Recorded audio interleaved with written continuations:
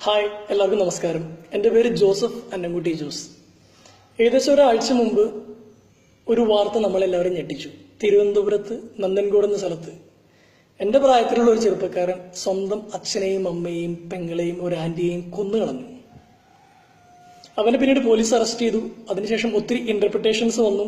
പയ്യന് മാനസികമായ പ്രശ്നങ്ങളുണ്ടെന്ന് പറഞ്ഞു. ചാത്തൻ സേവയാണെന്ന് ഡിസ്കഷൻസ് വന്നു.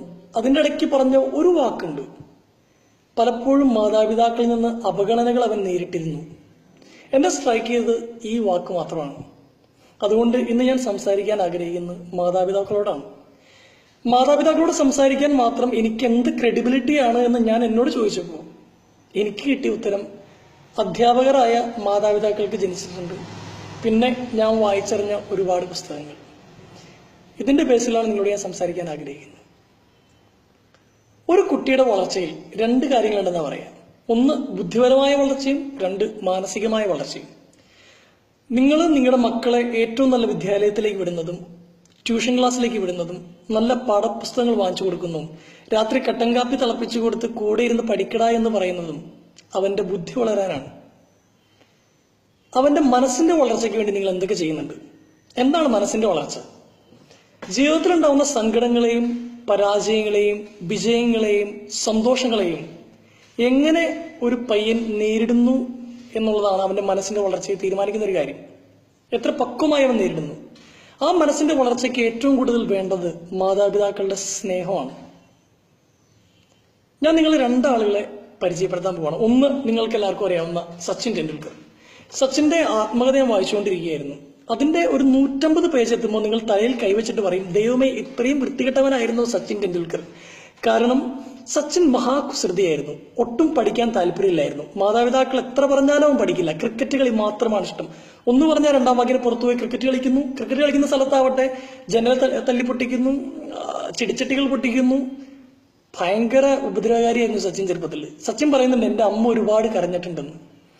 ചെറുപ്പത്തിൽ സച്ചിന് ഒരു സൈക്കിൾ വേണമെന്ന് പറഞ്ഞ ആഗ്രഹം, ഭയങ്കര വാശി. സൈക്കിൾ വാങ്ങിത്തരാണ്ട് ഞാൻ ഭക്ഷണം കഴിക്കില്ല എന്ന് പുള്ളി തീരുമാനിച്ചു. ഗതികെട്ട് സച്ചിന്റെ അച്ഛൻ ഒരു സൈക്കിൾ വാങ്ങിച്ചു കൊടുത്തു. എന്നിട്ട് പറഞ്ഞു, മോനെ സൂക്ഷിച്ച് കണ്ടൊക്കെ നീ സൈക്കിൾ ചവിട്ടണം. സച്ചിൻ അത് അക്ഷരം പ്രതി അനുസരിച്ചില്ല. പുള്ളി വേഗത്തിൽ സൈക്കിളൊക്കെ ചവിട്ടി ഒരു ഉന്തുവണ്ടിമേ കൂടെ കയറി തലകുത്തി മറിഞ്ഞ് കൈ ഒടിഞ്ഞ് വീട്ടിലേക്ക് വന്നു. സങ്കടം കൊണ്ട് സച്ചിന്റെ അച്ഛൻ സച്ചിനെ വിളിച്ചു പറഞ്ഞു, മോനെ നീ എന്താണ് ഇങ്ങനെ പെരുമാറുന്നത്? എന്നിട്ട് സച്ചിന്റെ അച്ഛൻ പറഞ്ഞൊരു വാചകമുണ്ട്. അത് നിങ്ങൾ മാതാപിതാക്കൾ നിങ്ങളുടെ മക്കളെ ചേർത്ത് നിർത്തി പറയണമെന്ന് എനിക്ക് തോന്നുന്നു. സച്ചിന്റെ അച്ഛനെന്ന് പറഞ്ഞതാണ്, മോനെ സച്ചിൻ, ലോകത്ത് ഏതൊരു കാലത്തും സച്ചിൻ ടെണ്ടുൽക്കർ നല്ലൊരു ക്രിക്കറ്റ് കളിക്കാരനാണ് എന്ന് ലോകം പറഞ്ഞു കേൾക്കുന്നതിനേക്കാൾ അച്ഛനിഷ്ടം സച്ചിൻ നല്ലൊരു മനുഷ്യനാണെന്ന് ലോകം പറഞ്ഞു കേൾക്കുന്നതിലാണ്. എന്തൊക്കെ നേടിയാലും ക്യാരക്ടർ പോയാൽ നീ ഒന്നുമല്ല. സച്ചിൻ പറയുന്നുണ്ട്, എന്റെ ജീവിതത്തെ മാറ്റിമറിച്ച സംഭവം അതാണ്. ആ വാചകങ്ങളാണ്. 22 വർഷക്കാലം ആ മനുഷ്യൻ ക്രിക്കറ്റ് കളിച്ചു. ഇന്ന് വരെ ഒരു സ്ഥലത്തും ഒരു ചീത്തപ്പേര് പോലും ഉണ്ടാക്കിയിട്ടില്ല. ലോകം മുഴുവൻ ആരാധിക്കുന്ന ക്രിക്കറ്റ് കളിക്കാരുടെ നമ്പർ എടുക്കുകയാണെങ്കിൽ ഏറ്റവും ആദ്യം വരുന്ന ഒരു പക്ഷേ ഈ മനുഷ്യന്റെ പേരായിരിക്കും. വിവിധ മതങ്ങളാൽ സമ്പന്നമായ ഈ ഇന്ത്യ മഹാരാജ്യം ദൈവമെന്ന് സ്നേഹത്തോടെ വിളിച്ചത് അദ്ദേഹത്തെ മാത്രമാണ്. എന്തുകൊണ്ടാണ്? കളിക്കളത്തിനകത്തും പുറത്തും അദ്ദേഹം നല്ല മനുഷ്യനായിരുന്നു. ആ നല്ല മനുഷ്യനാകാനുള്ള പ്രേരണ കിട്ടിയത് സ്വന്തം അച്ഛനിൽ നിന്നാണ്. അതാണ് സച്ചിന്റെ കഥ. ഇനി രണ്ടാമത് നിങ്ങളെ പരിചയപ്പെടുന്ന അജ്മൽ കസബ്. മുംബൈ ഭീകരാക്രമണത്തിൽ ഏറ്റവും കൂടുതൽ ആളുകളെ വെടിവെച്ചു കൊന്ന ചെറുപ്പക്കാരനായ പയ്യൻ. അദ്ദേഹത്തെക്കുറിച്ച് റോമൽ റോഡ്രിഗസ് എന്നൊരു മനുഷ്യൻ പാകിസ്ഥാനിൽ പോയി മാതാപിതാക്കളെയും അയൽവക്കക്കാരെയൊക്കെ ഇന്റർവ്യൂ ചെയ്ത ഒരു പുസ്തകം എഴുതിയതാണിത്, കസബ് ഫേസ് ഓഫ് 9/11 എന്നുള്ളത്. ഇതിൽ പറയുന്നത്, കസബ് അധികം ശ്രദ്ധ കിട്ടാതെ പോയൊരു മകനാണ് മാതാപിതാക്കളുടെ. അവന് പെങ്ങന്മാരും അനിയനും ചേട്ടനും ഒക്കെ ഉണ്ട്. പക്ഷെ അധികം ശ്രദ്ധിക്കപ്പെടാതെ പോയൊരു മകനാണ്. അപ്പം വളർന്നത് മുഴുവൻ കൂട്ടുകാരുടെ ഇൻഫ്ലുവൻസാലും അയൽവക്കക്കാരാലും ഒക്കെയാണ്. അച്ഛന് പഴക്കച്ചവടമായിരുന്നു, എപ്പോഴും ജോലിയുടെ തിരക്കിലായിരുന്നു. അമ്മ പൈസ ഉണ്ടാക്കാനുള്ള ഓട്ടത്തിലായിരുന്നു. ഈ മകനെ ആരും ശ്രദ്ധിച്ചിട്ടില്ല. ഇവൻ കൂട്ടൊക്കെ കൂടി ഇങ്ങനെ നടന്നു. ഒരു ദിവസം പൈസ ഉണ്ടാക്കാൻ വേണ്ടി ഇവനൊരു കടയിൽ കയറി ഒരു സാധനം മോഷ്ടിക്കാൻ തീരുമാനിച്ചു. ഒരാൾ അവന്റെ കൈമ കയറി പിടിച്ചു. എന്ത് തെമ്മാടിത്തര കാണിക്കണമെന്ന് ചോദിച്ചു. അപ്പൊ ഇവൻ പറഞ്ഞു, എന്റെ വീട്ടിൽ പൈസ ഇല്ല, എനിക്ക് ജീവിക്കണം, ഇങ്ങനെയൊക്കെ പറഞ്ഞപ്പോ അയാൾ പറഞ്ഞു, നീ എന്നാ എന്റെ കൂടെ കൂട്, നിനക്ക് 3 നേരം ഭക്ഷണം തരാം, വീട്ടിലേക്കുള്ള പൈസയും തരാം, എഡ്യൂക്കേഷനും തരാമെന്ന് പറഞ്ഞു. താലിബാൻ തീവ്രവാദ സംഘടന നേതാവായിരുന്നു. പിന്നീട് ചെറുപ്പക്കാരനെ 15-16 വയസ്സിൽ ഈ കൊച്ചു കസബിനെ വളർത്തിയത് തീവ്രവാദികളാണ്. അവനെ കണക്ക് പഠിപ്പിക്കുന്നത് എങ്ങനെയാണെന്നറിയോ? 100 ഇന്ത്യക്കാരുള്ള സ്ഥലത്ത് ഒരു പാകിസ്ഥാൻകാരൻ ബോംബിടുന്നു, 5 പേര് മരിക്കുന്നു, ബാക്കി എത്ര? 95. ഇങ്ങനെ അവൻ കണക്ക് പഠിച്ച് പിന്നീട് ഒരാടിനെ എങ്ങനെ കഴുത്തറുത്ത് കൊല്ലാം. ആ കൊച്ചന്റെ മനസ്സിനെ മുഴുവൻ രൂപീകരിക്കുന്ന അവന്റെ സുഹൃത്തുക്കളെന്ന് വ്യാജന അവന്റെ കൂടെയുള്ള തീവ്രവാദികളാണ്. അജ്മൽ കസബ് മുംബൈയിൽ ആളുകളെ വെടിവെച്ചു കൊല്ലുന്ന വീഡിയോ ഫുട്ടേജ് കണ്ടാൽ നിങ്ങൾ ഞെട്ടും. ചിരിച്ചുകൊണ്ട് അവനാ ചെയ്യുന്നത്. അവന്റെ വിചാരം അവനെന്തോ വലിയ കാര്യം ചെയ്യാമെന്നാണ്. കസബിനെ ജീവനോടെ പിടിച്ചു കഴിഞ്ഞപ്പോൾ അവനെ ചോദ്യം ചെയ്യുന്ന സമയത്ത് കസബ് പറഞ്ഞ മറുപടി എന്താ അറിയൂ? സർ, എന്നെ വെറുതെ വിടുകയാണെങ്കിൽ നിങ്ങൾക്ക് വേണ്ടി ഞാൻ ആരെ വേണമെങ്കിലും കൊന്നുതരാം. അവനറിയില്ല അവൻ എന്താണ് ചെയ്യുന്നത് പോലും. അവന്റെ മനസ്സിനെ സ്വാധീനിച്ചത് മുഴുവൻ തെറ്റായ കാര്യങ്ങളാണ്. നിങ്ങളുടെ മക്കൾ ഒരു കസബായി തരണോ ഒരു സച്ചിനായി മാറണോ എന്ന് തീരുമാനിക്കാനുള്ള കഴിവ് നിങ്ങളാണ് തീരുമാനിക്കേണ്ടത്. ഇന്ന് ഒരുപാട് ചെറുപ്പക്കാരികളും കുട്ടികളും ഉണ്ട് മാതാപിതാക്കളോട് ഒരു കാര്യം തുറന്നു പറയാൻ ധൈര്യമില്ലാത്തവർ. നിങ്ങളിൽ എത്ര മക്കൾ പറയും, നെഞ്ചിൽ കൈവച്ചിട്ട് പറയും, എന്ത് പരാജയം വന്നോട്ടെ, സങ്കടം വന്നോട്ടെ, എനിക്ക് എന്റെ അച്ഛനും അമ്മയുണ്ട്. എത്ര പേര് പറയും? ഞാൻ ഈ അടുത്തിടയ്ക്ക് ഒരു സ്ഥലത്ത് ക്ലാസ്സിന് പോയപ്പോൾ ഒരു പെൺകൊച്ച് ഓടി വന്ന് എൻ്റെ അടുത്ത് എന്റെ കാറിൽ മുട്ടിയിട്ട് പറഞ്ഞു, സാറേ പോവല്ലേ, എനിക്കൊരു കാര്യം സംസാരിക്കാനുണ്ടെന്ന് പറഞ്ഞു. അവൾ സംസാരിച്ചത് അവൾക്കൊരു കുട്ടിയായിട്ട് പ്രണയം ഉണ്ടായിരുന്നു, ഒരു പയ്യനായിട്ട്.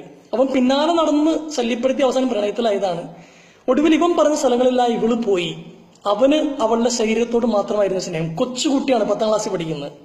1 വർഷത്തോളം കാലം ഈ സങ്കടം ഈ കൊച്ചുള്ളിൽ ഒതുക്കി. അവള് പഠനത്തിൽ ഒന്നാം സ്ഥാനത്തായിരുന്നു, ഏറ്റവും താഴത്തോട്ട് വന്നു. ആ കൊച്ച് എന്റെ അടുത്ത് ഇതുപോലെ ഏറ്റു പറഞ്ഞ കരയാണ്, വിതുമ്പി കരയാണ്. ഞാൻ അവിടെ ചോദിച്ചു, നീ നിന്റെ അച്ഛനോടും അമ്മയോടും പറഞ്ഞില്ലേ? അമ്മയോട് പറഞ്ഞാൽ അമ്മ ഇങ്ങനെ കരയേ ചെയ്യത്തുള്ളൂ. ഇതങ്ങ് അച്ഛനറിഞ്ഞ അച്ഛൻ അമ്മയെ പിടിച്ചിരിക്കും. നിങ്ങളുടെ മക്കൾക്ക് നിങ്ങൾ മാപ്പ് കൊടുത്തില്ലെങ്കിൽ പിന്നെ ഈ ലോകത്ത് ആരാണ് മാപ്പ് കൊടുക്കുന്നത്? എനിക്ക് തോന്നുന്നു സ്നേഹം കൊണ്ട് വിരിച്ചു പിടിച്ച കരങ്ങൾ എപ്പോഴും നിങ്ങളുടെ കയ്യിലുണ്ടായിരിക്കണം. എന്ത് സങ്കടങ്ങൾ വന്നാലും മോനെ മോളെ കം ബാക്ക് ടു us എന്ന് പറയുന്ന സ്നേഹത്തിന്റെ വലിയ അടയാളമായിട്ട് നിങ്ങൾ ഉണ്ടാവണം. വാതിൽ എന്നൊരു പുസ്തകമുണ്ട്. ഇതിന്റെ സെൻട്രൽ തീം ഇതാണ്. പണ്ട് ഈ ആട്ടിടയന്മാർ ആടുകളെയും വെച്ച് നടക്കുമ്പോൾ ഇവർ പ്രത്യേകിച്ച് അവരെ കൊണ്ടിടാനുള്ള സ്ഥലമൊന്നുമില്ല. അപ്പൊ ഒരു ഗുഹയിലേക്ക് തള്ളിക്കയറ്റും എല്ലാ ആടുകളെയും. എന്നിട്ട് ഈ വാതിൽ അടയ്ക്കാൻ പറ്റില്ല ഗുഹയുടെ. ഇപ്പൊ ഈ ആട്ടിടയന്മാർ ചെയ്യുന്ന കാര്യം, ഈ ഗുഹയുടെ വാതിലിന് വട്ടം കിടക്കും. ഈ വട്ടം കിടന്നുള്ള ഗുണം, ഈ ആടുകൾക്ക് പുറത്തെ ശബ്ദങ്ങളും ആകർഷങ്ങളൊക്കെ കേട്ട് പുറത്തു പോകണമെങ്കിൽ ഈ ആട്ടിടയെ ചവിട്ടാണ്ട് എഴുന്നേക്കാൻ പറ്റില്ല. പുറത്തുനിന്നൊരു സിംഹമോ പുലിയോ ആക്രമിക്കാൻ വരികയാണെങ്കിൽ ഈ ആട്ടിടയെ ചവിട്ടാണ്ട് എഴുന്നേക്കാൻ പറ്റില്ല. ആട്ടിടയൻ ഉണരും, ആടുകളെ പ്രൊട്ടക്ട് ചെയ്യും. എനിക്ക് തോന്നുന്നു ഒരു മാതാപിതാക്കളുടെ ഏറ്റവും വലിയ ഉത്തരവാദിത്വം എന്ന് പറയുന്നത് മക്കളുടെ മുമ്പിൽ സ്നേഹം കൊണ്ട് വട്ടം കിടക്കുക എന്നുള്ളതാണ്. ഒരുപക്ഷെ ജീവിതത്തിൽ പാളിപ്പോയാലും ഇടറിപ്പോയാലും അകന്നു പോന്നാലും തിരിച്ചു വരാൻ അവർക്കൊരു പ്രേരണയുണ്ടാവും. ഒരു തെറ്റിലേക്ക് കാലെടുത്ത് വെക്കുമ്പോൾ, ദൈവമേ, എന്റെ അപ്പനെ അമ്മയും അവരുടെ സ്നേഹത്തെ ചവിട്ടിയിട്ടാണല്ലോ ഞാൻ പോകുന്നത് എന്നൊരു ചിന്ത അവരുടെ മനസ്സിലുണ്ടാവും. എന്തൊക്കെ സാഹചര്യങ്ങളും നിങ്ങൾ നിങ്ങളുടെ മക്കൾക്ക് ഉണ്ടാക്കി കൊടുത്താലും എല്ലാം തുറന്നു പറയാനുള്ള ഒരു സ്വാതന്ത്ര്യം, ഒരുമിച്ച് സംസാരിക്കാനുള്ള സ്വാതന്ത്ര്യം നിങ്ങൾ കൊടുക്കുന്നില്ലെങ്കിൽ നിങ്ങളൊന്നും കൊടുക്കുന്നില്ലെന്ന് അതിന്റെ അർത്ഥം. ഒരുപാട് പിള്ളേരുണ്ട്. ഇന്നിപ്പോ ഈ വീഡിയോ ഒക്കെ വൈറലായതുകൊണ്ട് കുറെ പിള്ളേരും ചെറുപ്പക്കാരൊക്കെ എൻ്റെ അടുത്ത് വന്ന് സംസാരിക്കുന്നുണ്ട്. അപ്പൊ ഞാൻ ആലോചിക്കുന്ന കാര്യം ഇതാണ്, ദൈവമേ, ഇവരെന്തുകൊണ്ടാണ് എൻ്റെ അടുത്ത് വരുന്നത്? ഈ കാര്യങ്ങളൊക്കെ സ്വന്തം അച്ഛൻ്റെ അമ്മയുടെ അടുത്തും പറഞ്ഞാൽ പോരെ? ഒരുപാട് മക്കൾ ഇതുപോലെയുണ്ട്. നിങ്ങളുടെ മക്കൾ നിങ്ങളുടെ മുമ്പിൽ ചിരിച്ച് കളിച്ചൊക്കെ നടക്കുന്നുണ്ടെങ്കിൽ ഒരുപക്ഷെ അവരുടെ സങ്കടങ്ങൾ അവർ വേറെ എവിടെയൊക്കെയോ കൊണ്ടാണ് ഇറക്കി വെക്കുന്നത്. വേറെ ആരൊക്കെയാണ് അവർ ഗൈഡ് ചെയ്യുന്നത്. കുറച്ചുകൂടി സമയം നിങ്ങളുടെ മക്കൾക്ക് നിങ്ങൾ കൊടുക്കണം. സ്നേഹം കൊണ്ട് വട്ടം കിടക്കുന്ന ഒരച്ഛനും അമ്മയെ മാറണം. നിങ്ങളുടെ മക്കളിൽ നിന്ന് നാളെ ഒരു മലാലയോ ഒരു സച്ചിനോ ഒരു നല്ല മനുഷ്യനോ രൂപപ്പെടണം. സ്നേഹം കൊണ്ട് വട്ടം കിടക്കാൻ നിങ്ങൾക്ക് എല്ലാവർക്കും സാധിക്കട്ടെ എന്ന് ഞാൻ ആശംസിക്കുന്നു. God bless you all. Thank you.